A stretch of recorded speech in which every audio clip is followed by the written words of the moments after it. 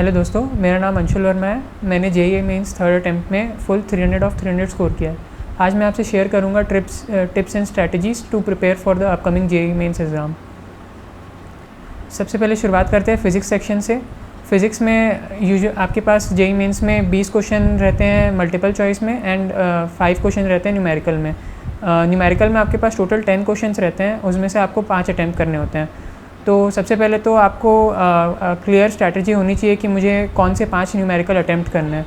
आपको वही अटैम्प्ट करने चाहिए न्यूमेरिकल जिनमें आपको पूरा फुल कॉन्फिडेंस हो और जिसको मैं पता हो कि मैं पूरा इसे कर सकता हूँ, कैलकुलेशन एरर्स को अवॉइड करते हुए। फ़िज़िक्स की प्रिपरेशन के लिए मैंने बुक्स यूज़ करी थी एच.सी. वर्मा एंड जो मॉड्यूल्स हमें कोचिंग से मिली थी वो मैंने यूज़ की थी फ़िज़िक्स की प्रिपरेशन के लिए। ऑन एन एवरेज डेली मैं फ़िज़िक्स को 3 to 4 आवर्स देता था। उसके अलावा फ़िज़िक्स में मैंने असाइनमेंट सॉल्व किए एंड यूजुअली बुक से थ्योरीज़ आपको थोरो होनी चाहिए फ़िज़िक्स के लिए। फ़िज़िक्स में जेईई मेंस के लिए स्पेशल जो टॉपिक्स होते हैं जैसे सेमीकंडक्टर्स हो गया या फिर ट्रांजिस्टर्स हो गया, उसके लिए आपको एनसीईआरटी थोरो होनी चाहिए। अब हम आते हैं नेक्स्ट सेक्शन मैथमेटिक्स में।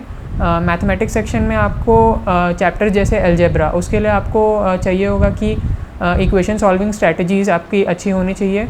कैलकुलेशंस एंड सिली मिस्टेक्स को अवॉइड करते हुए इक्वेशंस के साथ खेलना, ये आपको पूरी अच्छी तरीके से आना चाहिए। कैलकुलस थोड़ा सा टफ टॉपिक है, उसमें बच्चों को काफ़ी दिक्कत भी होती है, तो उसके लिए मैं कहूँगा कि आप बेसिक से स्टार्ट कीजिए। कैलकुलस में बेसिक लेवल से आप पूरे एनसीईआरटी को कंप्लीट कर लीजिए and then it would be good for you. उसके अलावा हम कोऑर्डिनेट ज्योमेट्री में आते हैं। कोऑर्डिनेट ज्योमेट्री रिलेटिवली ईजी होता है, उसमें बस आपको प्रैक्टिस मोर चाहिए। मैंने मैथमेटिक्स सेक्शन के लिए बुक्स प्रेफर करी थी जैसे एस.एल. लोनी, उसके अलावा मैंने पियर्सन की बुक्स भी सॉल्व की थी, तो इससे आपको काफ़ी क्वेश्चंस का कलेक्शन मिल जाएगा। लास्ट हम आते हैं केमिस्ट्री सेक्शन में, जो सबसे इम्पॉर्टेंट सेक्शन होता है जेईई मेंस के लिए। केमिस्ट्री में आपको काफ़ी सारे याद करने वाली चीज़ें मतलब रटने वाली चीज़ें याद करनी होती हैं। इसके अलावा आपको केमिस्ट्री तो वैसे 3 सेक्शंस में डिवाइडेड है, ऑर्गेनिक, फिजिकल एंड इनऑर्गेनिक। आजादी की 75वीं वर्षगांठ पर एक बेहद खास discount. JEE main crash course केवल 999 रुपए में। अधिक जानकारी के लिए विजिट करें prime.dktindia.in। ऑर्गेनिक केमिस्ट्री में आपको रिएक्शन मैकेनिज़म्स थोरो होने चाहिए, सारे रिएजेंट्स के यूज़ पता होने चाहिए, उनकी क्या क्या खासियत होती है, टेम्परेचर के साथ कैसा उनका डिपेंडेंस होता है, टेम्परेचर चेंज करने पर या कोई रिएक्शन कंडीशन चेंज करने पर उनमें क्या इफ़ेक्ट पड़ता है। ये चीज़ आपको एनसीईआरटी से पूरी अच्छी तरीके से प्रिपेयर कर लेनी चाहिए। फ़िज़िकल केमिस्ट्री में 2 सेक्शन आते हैं, एक तो आता है थ्योरेटिकल पार्ट और न्यूमेरिकल पार्ट। थ्योरेटिकल पार्ट आपको चैप्टर्स जैसे सरफेस केमिस्ट्री, उसके अलावा हो गया आपका केमिकल काइनेटिक्स एंड उसके बाद आपके जो सॉल्यूशंस वाले चैप्टर हैं उसमें आपको थोड़ा सा थ्योरेटिकल पार्ट ज़्यादा चाहिए होता है। रेस्ट फिज़िकल केमिस्ट्री में ऐसा न्यूमेरिकल का मोर वेटेज होता है, तो उसमें आप जस्ट न्यूमेरिकल के क्वेश्चंस की प्रैक्टिस कर लीजिए। एनसीईआरटी एग्जाम्पलर और एनसीईआरटी के Intex questions more than sufficient होते हैं फिजिकल केमिस्ट्री के न्यूमेरिकल्स के लिए। इसके अलावा आप बुक्स प्रीफर कर सकते हैं जैसे कि पियर्सन, उसकी भी काफ़ी अच्छी क्वेश्चंस की कलेक्शन होती है। और मैं आप सबसे यही कहना चाहूँगा आने वाले जेईई मेंस के लिए कि आप बिल्कुल कॉन्फिडेंट रहें, अपना 100% दें, बिल्कुल भी चिंता मत कीजिए, अच्छी तरह प्रिपेयर होके जाइए और अपना बेस्ट दीजिए। मैं आपसे ये शेयर करना चाहूँगा कि मेरा डेली रूटीन क्या था, किस तरीके से आप हर एक दिन को डिवाइड करें डिफरेंट सब्जेक्ट्स में। उसके अलावा आपको कितना टाइम किस सब्जेक्ट को डिवोट करना चाहिए, रिक्रिएशनल एक्टिविटीज़ के लिए आप क्या कर सकते हैं। तो ऑन एन एवरेज मैं डेली 3 आवर्स देता था मैथ्स को, 3 आवर्स देता था फिज़िक्स को एंड 3 आवर्स देता था केमिस्ट्री को। इसके अलावा मैं जेईई मेंस के प्रीवियस ईयर पेपर्स जो 3 घंटे के होते थे उन्हें सॉल्व कर लिया करता था, तो इससे क्वेश्चंस की काफ़ी अच्छी प्रैक्टिस हो जाती थी एंड क्वेश्चंस के टाइप पता चल जाते थे कि किस तरह के क्वेश्चंस आ रहे हैं। अगर आपको किसी क्वेश्चन में दिक्कत जा रही है तो फिर आप उसका वापस से रीड करके उसे दे सकते हैं। तो प्रीवियस ईयर क्वेश्चन से आपको काफ़ी फ़ायदे होंगे अगर आप जेईई मेंस के प्रीवियस ईयर क्वेश्चन सॉल्व करेंगे। उसके अलावा अभी जो 3 अटैम्प्ट्स हुए हैं उनके क्वेश्चंस भी आप रोज़ सॉल्व कर सकते हैं, उससे आपको काफ़ी अच्छा आइडिया हो जाएगा कि जेईई मेंस में किस तरह के क्वेश्चन आते हैं। इसके अलावा मैं आपसे ये शेयर करना चाहूँगा कि कितने सिली मिस्टेक्स कहाँ हो सकती हैं किसी क्वेश्चन में और उसको आप अवॉइड करने के लिए क्या कर सकते हैं। देखिए यूजुअली केमिस्ट्री में हमारे साथ ये होता है कि हम कहीं पर क्वेश्चन रीडिंग पर गलती कर जाते हैं, जैसे कहीं जगह पर लिखा रहता है बॉन्ड स्ट्रेंथ, बॉन्ड लेंथ या फिर बॉन्ड ऑर्डर। तो इनमें बच्चे काफ़ी बार कंफ्यूज हो जाते हैं या फिर क्वेश्चन किसी वजह से गलत रीड कर लेते हैं, तो उसमें मार्क्स लूज़ होने के काफ़ी चांस होते हैं। तो सबसे फॉरमोस्ट इंपॉर्टेंट थिंग तो ये है कि आप क्वेश्चन अच्छे से रीड करें, क्वेश्चन अच्छे से रीड करके उसे कम्प्लीटली समझ कर ही आंसर करें। आधा अधूरा क्वेश्चन आंसर बिल्कुल मत कीजिए। उसके अलावा कैलकुलेशन मिस्टेक्स काफ़ी बार बच्चों की हो जाती है, तो कैलकुलेशन करने के बाद आप एक सरसरी उसे चेक कर ले कि मैंने कहीं कुछ फैक्टर मिस तो नहीं कर दिया, उसके अलावा मैंने कहीं प्लस और माइनस की गलती तो नहीं कर दी, क्योंकि बच्चे इसमें काफ़ी सारे मार्क्स लूज़ कर जाते हैं कैलकुलेशन मिस्टेक्स की वजह से। यूजुअली आपको 3 to 4 आवर्स की सिटिंग अगर आप देते हैं तो वो मोर देन सफिशिएंट होती है। उसके बाद आपका थोड़ा ब्रेन एग्जॉस्ट भी हो जाता है, तो आपको रिक्रिएशन की काफ़ी ज़रूरत पड़ती है। तो आप ऐसा कर सकते हैं कि 3 to 4 आवर्स की सिटिंग के बाद आप एक 10 से 20 मिनट का ब्रेक ले सकते हैं। उसमें आप कुछ चीज़ें कर सकते हैं, मम्मी पापा से बात कर सकते हैं, अपने दोस्तों से बात कर सकते हैं किस बारे में कैसा चल रहा है उनका। तो ये काफ़ी इंपॉर्टेंट होता है, ये बूस्टअप देता है आपको आगे अगले नेक्स्ट आपकी सिटिंग के लिए। तो breaks are very important I would say. उसके अलावा आप म्यूज़िक सुन सकते हैं अगर आपको इसमें इंटरेस्ट हो ब्रेक्स में, क्योंकि आप लगातार इतने टाइम तक अगर आप पढ़ते रहेंगे तो आपका ब्रेन ऑब्वियसली एग्जॉस्ट हो जाएगा एंड देन आप क्वेश्चंस को इफ़ेक्टिवली उतना सॉल्व नहीं कर पाएंगे। इनऑर्गेनिक केमिस्ट्री के लिए आपको सबसे जो इम्पोर्टेंट टॉपिक है वो होता है सॉल्ट एनालिसिस। उसमें आपको डिफरेंट कैटायंस, एनायंस एंड जितने भी रिएजेंट्स होते हैं उन सब के थॉरो नॉलेज होने चाहिए, क्योंकि मेंस में काफ़ी बार क्वेश्चन उसी से डायरेक्ट पूछे चले जाते हैं। और वो एक्चुअली एनसीईआरटी में ऐसा कोई स्पेसिफिक टॉपिक तो नहीं दे रखा है, लेकिन जो आप प्रैक्टिकल्स करते हैं, जो आपने स्कूल में प्रैक्टिकल्स परफॉर्म किए होंगे या फिर जो आपको लैब मैनुअल मिलती है, उनकी थ्योरी में सॉल्ट के एनालिसिस के सारी थ्योरी दी रहती है। तो सॉल्ट एनालिसिस काफ़ी इंपॉर्टेंट चैप्टर है इनऑर्गेनिक केमिस्ट्री के पॉइंट ऑफ व्यू से। उसके अलावा जो 4 ब्लॉक्स है SPDF, ये चारों ही ब्लॉक्स जेईई मेंस के सिलेबस में है। एस ब्लॉक काफ़ी इंपॉर्टेंट चैप्टर है, उसमें आपको एनसीईआरटी के सारे टेबल्स, डेंसिटी ऑफ मेटल्स, उनके इलेक्ट्रोनेगेटिविटी, उनकी बॉइलिंग पॉइंट, इन सब के जो ऑर्डर हैं उन्हें आप थॉरो कर लें, क्योंकि जेईई मेंस में उठ के उनसे क्वेश्चन आ जाते हैं डायरेक्ट ऑर्डर्स पर, तो वो सबसे ज़्यादा इंपॉर्टेंट होता है। उसके अलावा हाइड्रोजन जो चैप्टर है, हाइड्रोजन चैप्टर से आपके काफ़ी इन्फॉर्मेटिव बेस्ड चीज़ें पूछ जाती हैं, जैसे डेंसिटी और उनके हाइड्रोजन पर ऑक्साइड के ऊपर भी काफ़ी क्वेश्चंस पूछे जाते हैं जेईई मेंस में। अभी रिसेंट वाले जो हुआ था अटैम्प्ट, उसमें उन्होंने H2O2 का एक स्ट्रक्चर पूछ लिया था जो कि फिगर से उठ के आ गया था, तो वो काफ़ी इंपॉर्टेंट होता है। एनसीईआरटी में एक एक जो डेटा, जो फिगर, जो सब दे रखा है वो आप जस्ट एक बार देख लें। अगर आप उसे याद कर पा रहे हैं तो बहुत अच्छा है, अगर याद नहीं कर पा रहे हैं तो जस्ट उसका कॉन्सेप्ट ध्यान में रखें कि ये क्यों हो रहा है। इनऑर्गेनिक में उसके अलावा P ब्लॉक में हम आते हैं। P ब्लॉक काफ़ी बड़ा चैप्टर है, उसमें जो group 13, group 14, group 15, group 16, group 17 और ग्रुप 18, ये सारे ग्रुप्स के जो एलिमेंट्स हैं उन सब का डिटेल डिस्क्रिप्शन P ब्लॉक में दे रखा है। वैसे तो P ब्लॉक से उतने क्वेश्चन जेईई मेंस में नहीं आते हैं, बट फिर भी वो काफ़ी इंपॉर्टेंट चैप्टर है जेईई मेंस के पॉइंट ऑफ व्यू से। रिसेंट ईयर्स में उससे काफ़ी क्वेश्चंस पूछे जा रहे हैं। तो 13th और 14th जो ब्लॉक है वो आपकी 11th एनसीईआरटी की पार्ट 2 में दे रखा है, and the rest of the group is given in 12th class. तो आपको 11th क्लास से 13 और 14 ग्रुप को अच्छे से प्रिपेयर कर लेना है।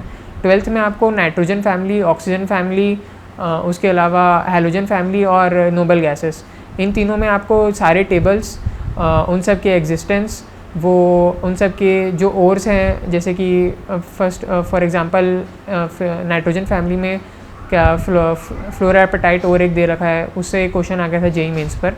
तो आपको ये सब ध्यान में रखना है कि जितने भी मेरे टेबल्स हैं, जो एग्जांपल्स हैं, वो आपको थॉरो रहें। ऑक्सीजन फैमिली में हाइड्राइड्स के ऊपर काफ़ी क्वेश्चन पूछे जाते हैं।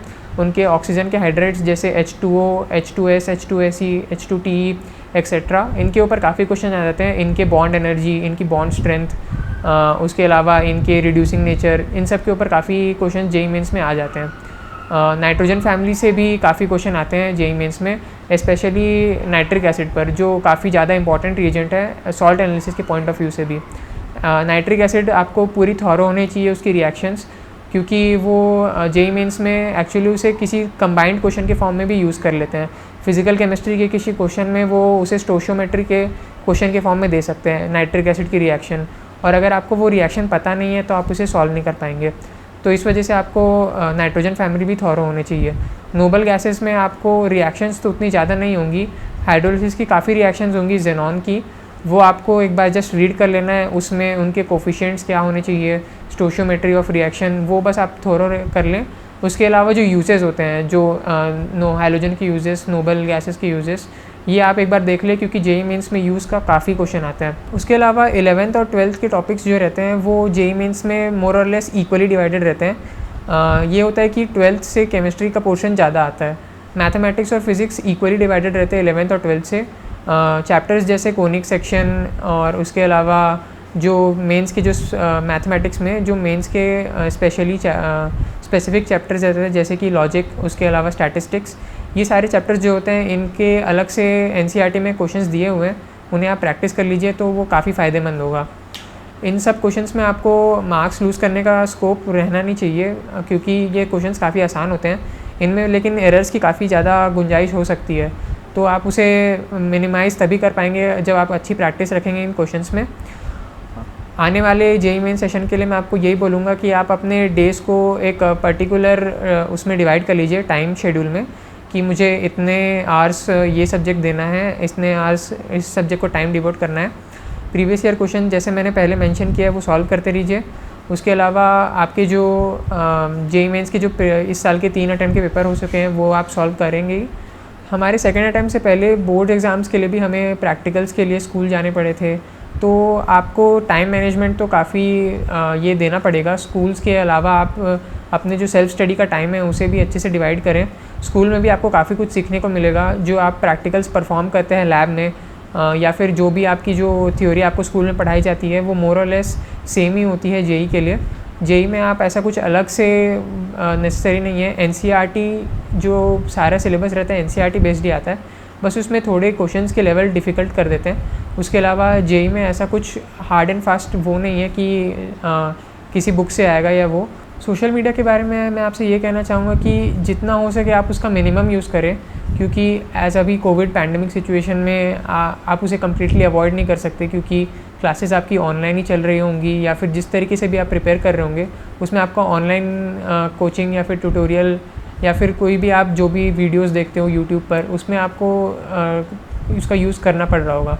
तो मैं बस यही कहूँगा कि सोशल मीडिया से दूरी जितनी हो सके उतनी बनाइए, उसका जो यूज़ कीजिए वो अपने सिर्फ पढ़ाई या फिर बेनिफिट के लिए यूज़ कीजिए, कुछ इसमें अननेसेसरी टाइम वेस्ट ना करें क्योंकि वो काफ़ी एडिक्टिव होता है। आप एक बार उसमें चले जाएंगे तो फिर उसमें आप निकलना थोड़ा मुश्किल होता है। इस वजह से मैं आपसे यही कहना चाहूँगा कि सोशल मीडिया से जितनी दूरी हो सके उतनी बना के रखिए। अभी मैं करेंटली जेईई एडवांस पर फोकस कर रहा हूँ। 3 अक्टूबर को जेईई एडवांस का पेपर है। मैं अपने करियर में आईआईटी बॉम्बे से बीटेक की डिग्री हासिल करना चाहता हूँ। दोस्तों मैं आपसे एक और चीज़ कहना चाहूँगा, आप अपनी हेल्थ का बिल्कुल पूरी तरीके से ध्यान रखें।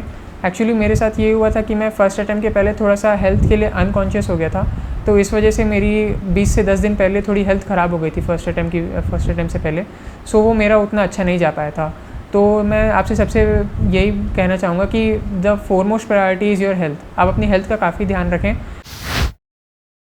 हेलो, मेरा नाम सिद्धांत मुखर्जी है और मैंने जेईई मेंस 2021 के फरवरी अटैम्प्ट में 300 में से 300 मार्क्स स्कोर किए हैं और 100 परसेंटाइल्स भी स्कोर किए हैं। आज मैं दिल्ली नॉलेज ट्रैक पे आपके साथ शेयर करना चाहूँगा कि मेरा प्रिपरेशन कैसा रहा और मैंने स्पेसिफिकली कैसे हर सब्जेक्ट को टाइम दिया और उसको कैसे एनालाइज किया। पहले शुरू करते हैं फ़िज़िक्स से। फ़िज़िक्स में एडवांस का प्रिपरेशन जो रहता है वो सफिशिएंट रहता है जेईई मेंस के कॉन्सेप्ट के लिए। ऐसी कोई दिक्कत नहीं आनी चाहिए आपको, बट अगर आपने एडवांस की प्रिपरेशन नहीं की है तो मैं स्ट्रेस करना चाहूँगा कि आप एटलीस्ट सीबीएसई लेवल तक पढ़ लें। इस बार मेरे ओपिनियन में थोड़ा सा 12th पे ज़्यादा फोकस था, तो सेकेंड बुक की एनसीईआरटी जो फिज़िक्स में है वो आपको पढ़ लेनी चाहिए। अगर आपको जेईई एडवांस लेवल तक पढ़ा हुआ है तो आपको ज़्यादा चिंता करने की कोई ज़रूरत नहीं है कि आप जनरली जो आपको कॉन्सेप्ट आते हैं उससे आपका क्वेश्चन सॉल्व होना चाहिए। जेईई मेंस में मेन आपका फोकस रहना चाहिए कि आप कोई मिस्टेक्स कमिट ना करें और ऐसा करें कि सिली मिस्टेक्स को कर्टेल करने की हर अटेम्प्ट करें कि एनालाइज करें कि मैं अगर रूटीनली कुछ गलत पढ़ रहा हूँ कि कुछ गलत समझ रहा हूँ, उस पर काफ़ी ध्यान दें। सेकंड चीज़ ये रहेगा कि कुछ बच्चों जेईई मेन स्पेसिफिक टॉपिक्स भूल जाते हैं, जो ट्रांजिस्टर्स, सेमीकंडक्टर्स, वो सब वाला टॉपिक जो जेईई मेन में काफ़ी वेटेज रहता है कंपेयर टू जो उसका मतलब लेंथ है चैप्टर का। तो जनरली क्या रहता है कि जेईई मेन में अगर आप चूज़ कर सकते हैं कि क्वेश्चंस कितने आप लेंगे, तो फिज़िक्स में आपका यही गोल होना चाहिए कि आप शॉर्ट वाले क्वेश्चन चूज़ करें जिसमें आपका डायरेक्ट आंसर आ सके, जैसा कोई डेसिमल में आप ना उलझ जाएं। तो ये काफ़ी इम्पॉर्टेंट रहेगा कि आप वो 10 क्वेश्चन का बेनिफिट ले पाएँ। फिज़िक्स में और एक बात ये है कि आपको अगर कॉन्सेप्ट्स क्लियर करने हैं तो मैं कुछ सजेस्ट करना चाहूँगा कि आप एनसीईआरटी बुक्स को जब पढ़ें तब उसको लाइन टू लाइन पढ़ें। जैसे मैं एक कोट करना चाहूँगा कि कंडक्टर का आपको पता रहेगा कि कंडक्टर में फील्ड लाइंस नहीं होते हैं, कि इलेक्ट्रिक फील्ड ज़ीरो होता है, बट उसके कुछ स्पेसिफिक कंडीशंस हैं और वो एनसीईआरटी में लिखे हैं, उसको ध्यान देना चाहिए। तो फाइनली मैं कहूँगा कि फ़िज़िक्स में आपको ज़्यादा चिंता करने की ज़्यादा ज़रूरत नहीं है। आपको फ़िज़िक्स में एक्यूरेसी पे ही ध्यान देना चाहिए। तो सेकंड में अभी मैथ्स पे आऊँगा। मैथ्स में आपको सिमिलरली फ़िज़िक्स जैसा है वैसे एटलीस्ट एनसीईआरटी लेवल का तो पता होना चाहिए। जैसे आपको 12th स्टैंडर्ड में कैलकुलस आता है, 3D ज्योमेट्री, तो उस पर इस बार देखा गया है कि थोड़ा वेटेज ज़्यादा था। तो जनरली जो जेईई का पैटर्न रहता है कि सिंपल क्वेश्चंस हैं बट उनको एक्यूरेटली करना कैसे है। तो मैं एक सजेस्ट करूँगा कि मैथ्स में अगर आप कर रहे हैं तो मैथ्स में एक्यूरेसी बढ़ाने की दो ही टेक्निक होती हैं। एक तो आप क्वेश्चन रीडिंग को इम्प्रूव करें और सेकेंड है कि आप कैलकुलेशन मिस्टेक को अवॉइड करें। कैलकुलेशन मिस्टेक को अवॉइड करने का एक मेरा जो मेन आइडिया है कि वो आप स्टेप्स बढ़ा दें और उसमें पहले थोड़ी सी दिक्कत आएगी, मुझे भी दिक्कत हुई थी, बट इन द एंड आपको कोई कैलकुलेशन मिस्टेक से बचने की चांसेस रहेंगे।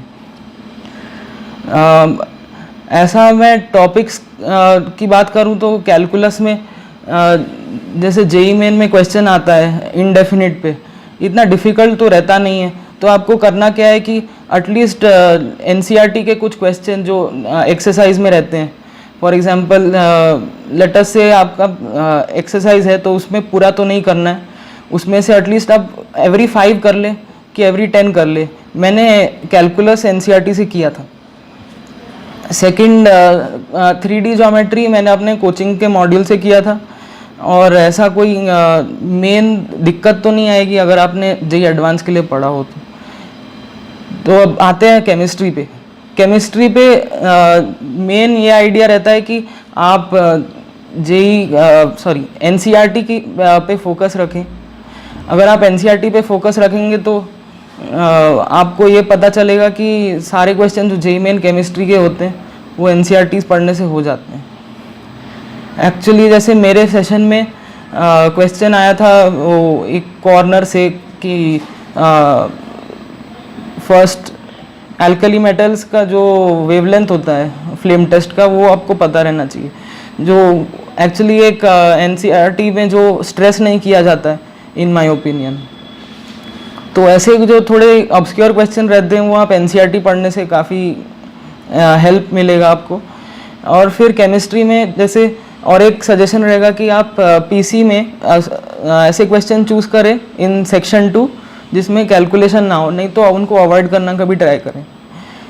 उनको जस्ट यूज़ करें कि अगर आपको ओसी नहीं तो आईओसी नहीं आ रहा है तो उसको तब यूज़ करें कि पीसी आपका सही होने के चांसेस रहते हैं बट कैलकुलेशन लंबा होता है तो टाइम लग सकता है। ओके, तो अब जैसे मैंने जनरल में अब सब्जेक्ट्स कवर कर लिए हैं तो अब मैं डिटेल में जाऊंगा टॉपिक्स के हिसाब से। जैसे फिज़िक्स में mechanics, JEE main mechanics typically कोई ऐसा डिफ़िकल्ट होता नहीं है, बट मैंने जेईई एडवांस के लिए जो किया था मैंने इरोडॉफ थोड़ा सॉल्व किया था जिससे मुझे कॉन्सेप्चुअल क्लैरिटी मिला है। और इलेक्ट्रिसिटी में आपको ध्यान देना चाहिए एनसीईआरटी पे, उसके जो पॉइंट्स टू पॉन्डर रहते हैं जैसे आपको अगर पॉइंट्स टू पॉइंटर पढ़ेंगे तो वो आपके जैसे HCV के जो objective question for short answer होते हैं वैसे टाइप के होते हैं, थोड़ा कॉन्सेप्ट क्लियर कर देते हैं और उनका चांसेस भी रहता है कि उन पे बेस्ड थोड़ा क्वेश्चन आ जाए। लास्ट आते हैं मॉडर्न फिजिक्स में टिपिकली जेईई मेन में पिछले साल में डेसिमल आता था, तो उसमें कैलकुलेशन की लेंथ काफ़ी लंबी रहती थी, तो आपको उस पर ध्यान देना चाहिए कि कैलकुलेशन एरर्स नहीं होनी चाहिए। अब तो वैसे इंटीजर का आंसर आ रहा है, तो आपको मतलब वो रिलेटिवली थोड़ा भी कम वेटेज रहता है, मतलब आपको उतना भी ध्यान नहीं देना चाहिए। मतलब अब थोड़ा उसका इम्पोर्टेंस थोड़ा कम हुआ है कि आप कैलकुलेशन को थोड़ा सा अप्रॉक्सीमेट भी करेंगे लास्ट मतलब फर्स्ट डेसिमल तक तो चल जाएगा। अब आते हैं केमिस्ट्री में। मैंने IOC, OC और PC में डिवाइड किया था। तो PC में तो आपको फर्स्ट ये याद रखना चाहिए कि जेईई मेन में काफ़ी इजी क्वेश्चन आएंगे और आपको ज़्यादा डिफ़िकल्ट बुक्स करने की कोई ज़रूरत नहीं है। इसमें मेन चीज़ यही रहता है कि PC में कुछ कॉन्सेप्चुअल क्वेश्चन आ सकते हैं फ्रॉम सरफेस केमिस्ट्री, नहीं तो और कुछ जो मेमोराइजेशन बेस्ड चैप्टर होते हैं, तो उसमें आपको याद रखना है कि कुछ क्वेश्चंस आ सकते हैं जो स्पेसिफिक एग्जाम्पल बेस्ड हो सकते हैं। तो PC की बात हो गई, तो अभी OC में आते हैं। OC में NCERT में जो दिया है वो रिएक्शन आप थोड़े डेप्थ में पढ़ सकते हैं from some foreign author books. मैं सजेस्ट करूँगा कि अगर आप फॉरेन ऑथर पढ़ेंगे तो अपने टीचर से डिस्कस करें और उनसे ही फिल्टर करा लें कि क्या पढ़ना है। IOC में टिपिकली यही रहता है कि ट्रेंड की अगर केमिस्ट्री में कुछ कह सकते हैं आउट ऑफ सिलेबस क्वेश्चन आए तो वहाँ से ही आता है, बट आप उसके लिए प्रिपेयर तो नहीं कर सकते।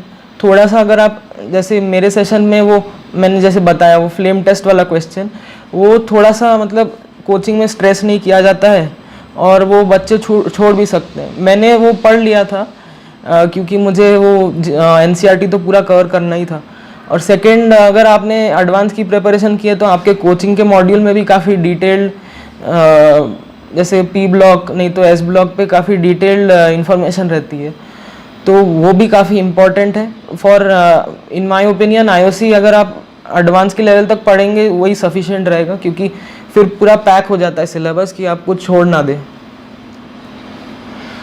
लास्ट आते हैं फिर वापस मैथ्स पे।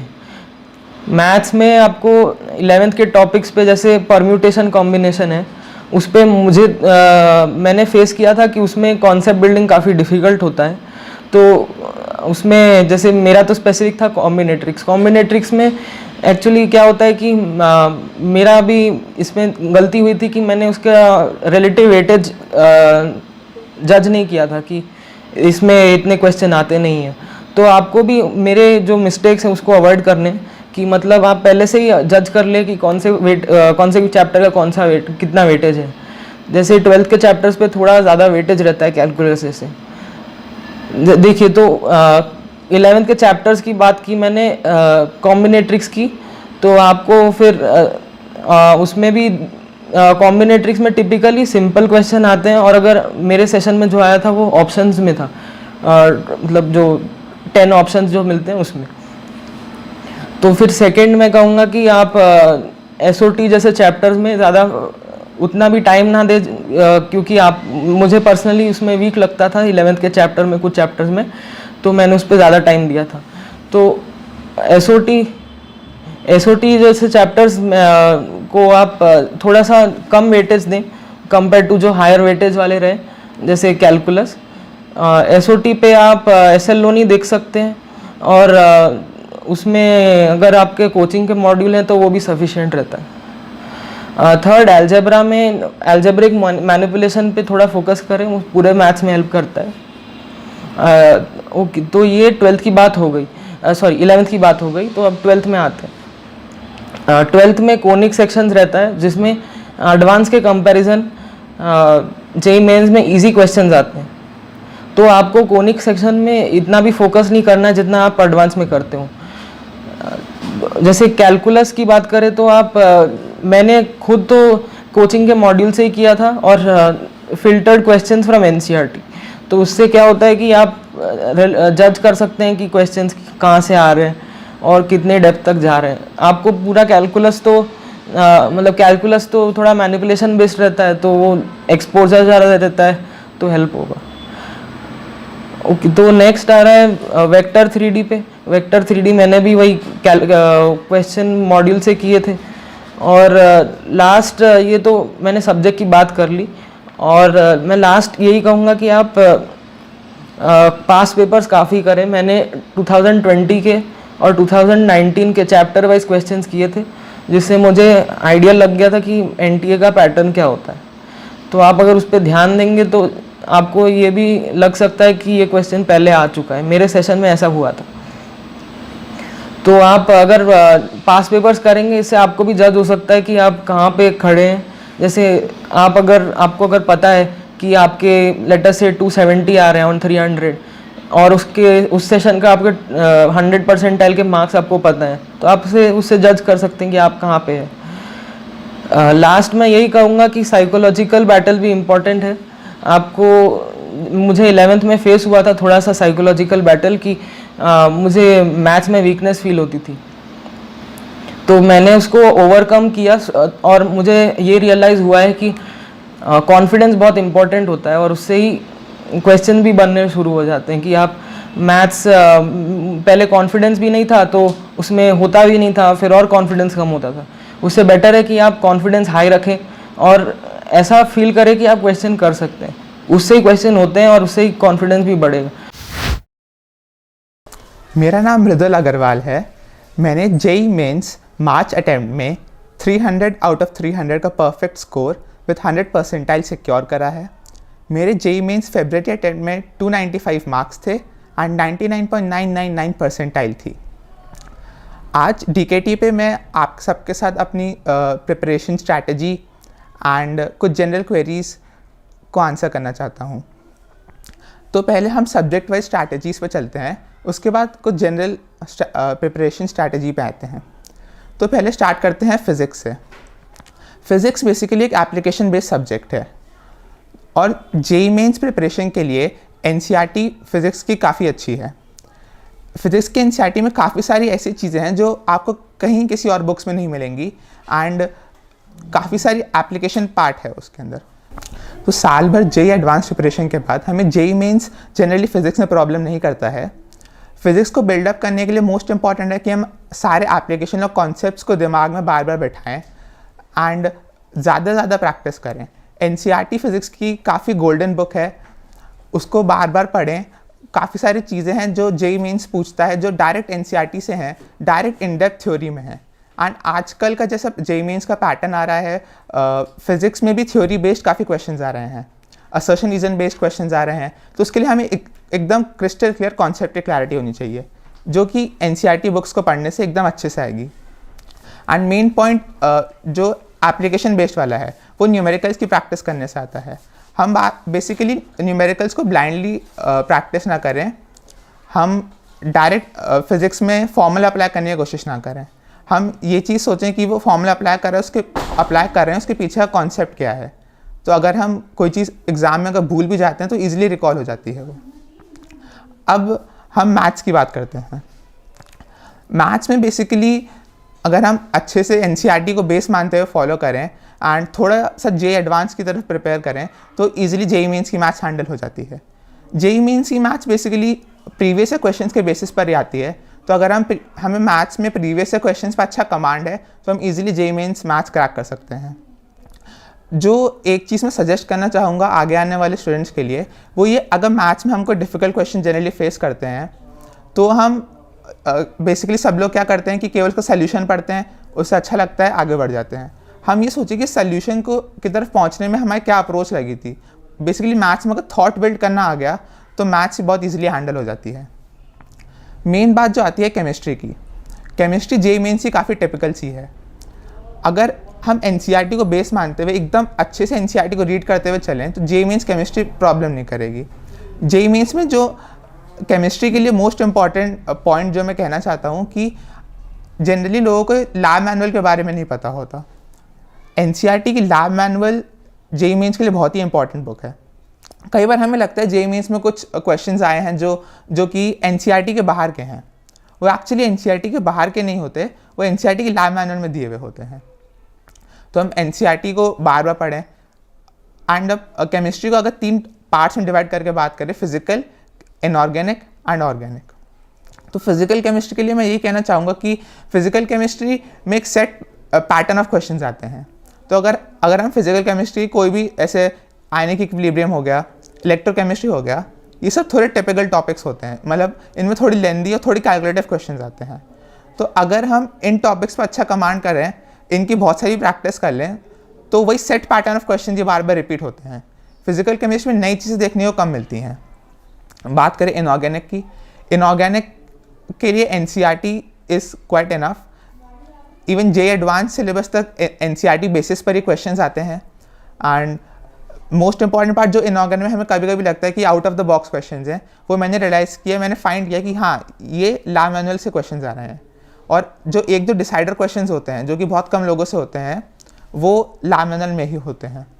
इस साल जो जेईई मेंस का पेपर है, मैंने फाइंड किया कि हर शिफ्ट में लगभग 1 से 2 क्वेश्चन प्रैक्टिकल बेस्ड हैं जो कि लैब मैनुअल के अंदर है। तो लैब मैनुअल पे स्ट्रॉन्ग फोकस बिल्डअप करें। उसके बाद इन ऑर्गेनिक केमिस्ट्री की बात करें, तो ऑर्गेनिक केमिस्ट्री के लिए मैं सजेस्ट करना चाहूँगा जीओसी को बिल्कुल लूज़ ना करें। जनरल ऑर्गेनिक केमिस्ट्री जो चैप्टर है, उस पर अच्छी कमांड रखें, उसको कम से कम 2-3 बार रिवाइज करें। जीओसी टॉपिक को अगर आपने स्ट्रॉन्ग कर लिया तो आपको ऑर्गेनिक में लाइफ लॉन्ग कभी दिक्कत नहीं आएगी। ऑर्गेनिक केमिस्ट्री के लिए मैं यही कहना चाहूँगा कि हम रिएक्शंस को रटने की बजाय उन्हें मैकेनिस्टिक अप्रोच से सोचें। कोई भी हम जब स्टडीज़ करें ऑर्गेनिक केमिस्ट्री के लिए, तब कोई भी रिएक्शन को हम सोचें कि रिएक्शन हो रही है तो उसके पीछे का मैकेनिज्म क्या है। अगर हम इस अप्रोच से ऑर्गेनिक केमिस्ट्री पढ़ेंगे तो काफ़ी ईजिली हैंडल हो जाएगी। तो ये तो सब्जेक्ट स्पेसिफिक बात हो गया। कुछ जनरल टॉपिक्स के बारे में जो हम एग्ज़ाम में फेस करते हैं।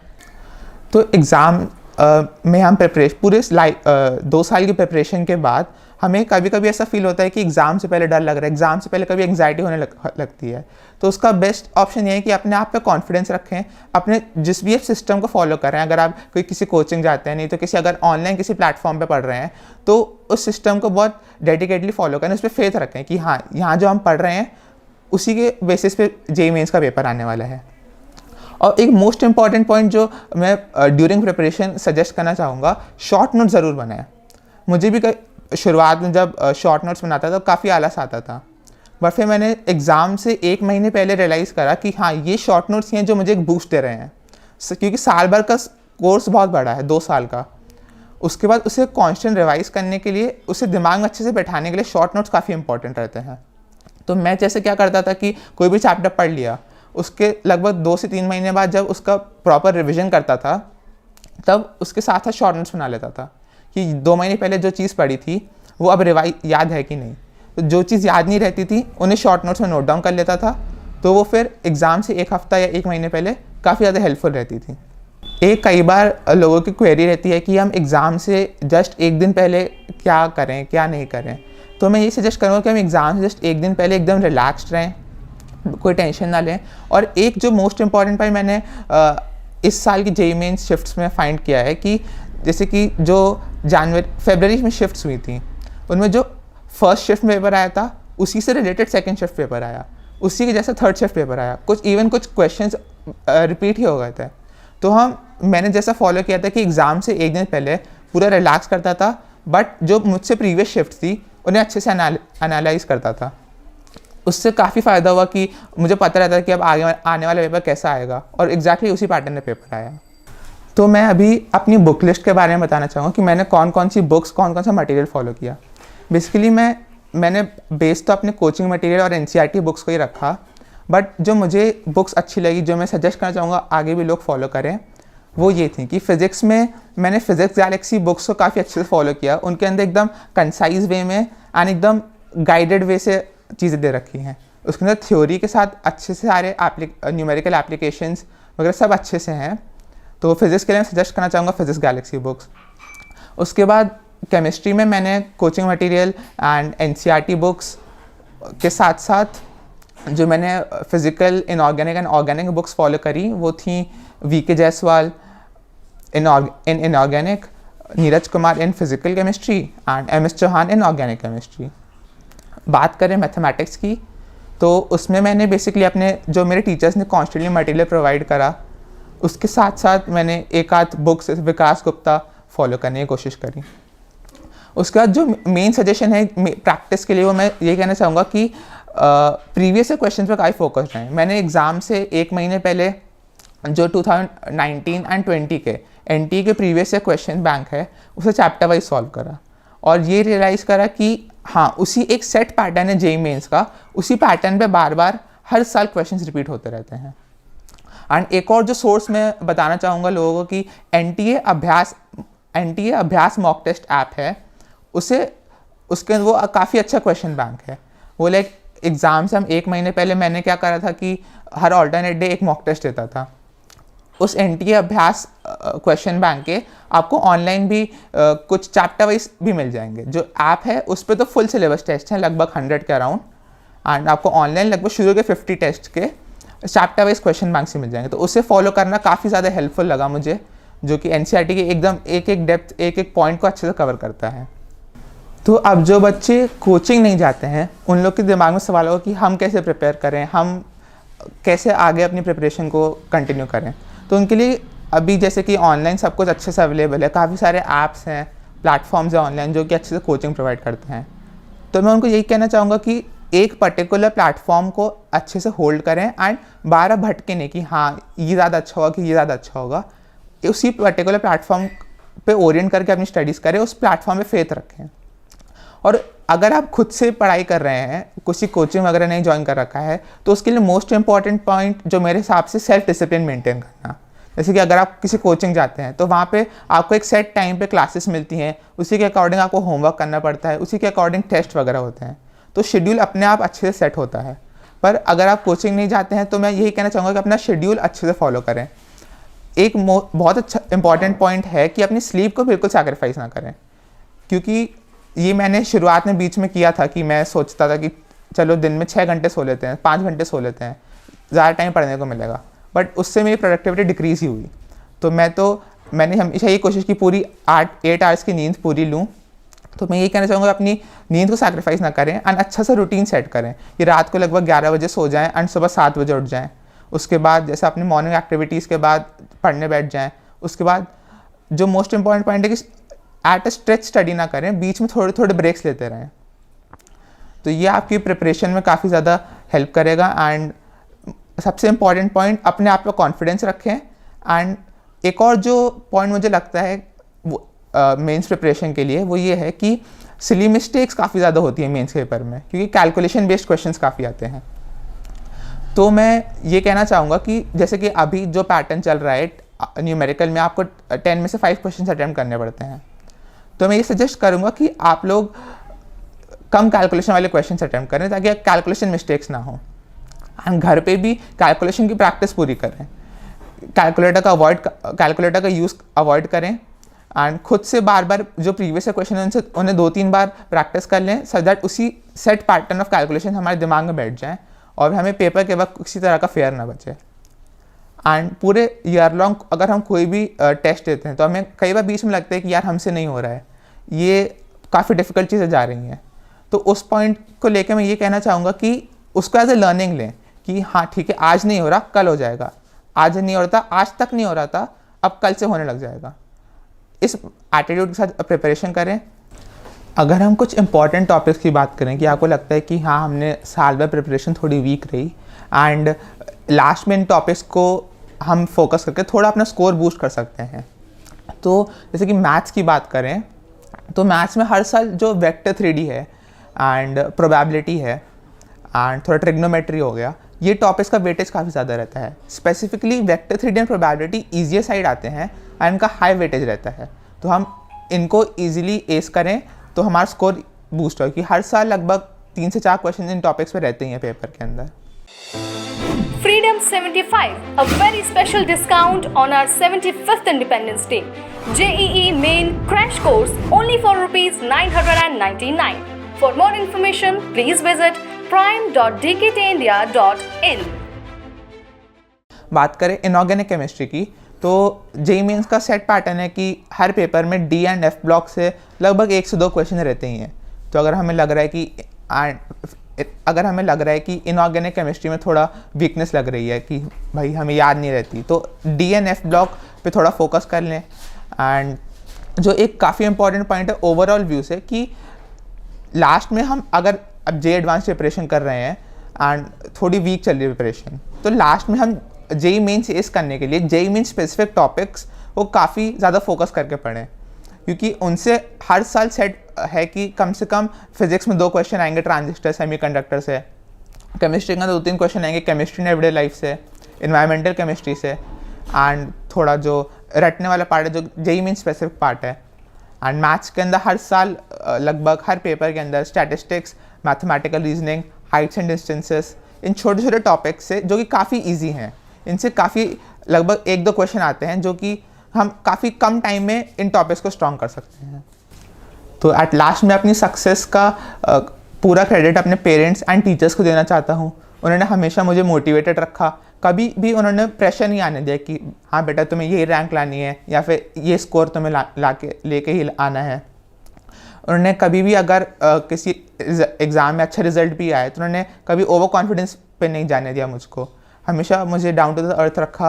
एंड कभी भी अगर एग्ज़ाम्स में लो स्कोर हुआ तो उन्होंने हमेशा ये कह के मोटिवेटेड रखा कि हाँ बेटा ये कोई प्रॉब्लम की बात नहीं है, अभी रिजल्ट से फोकस मत करो, जो गलतियाँ हुई हैं उन पे फोकस करो, उन्हें सीख के आगे बढ़ो।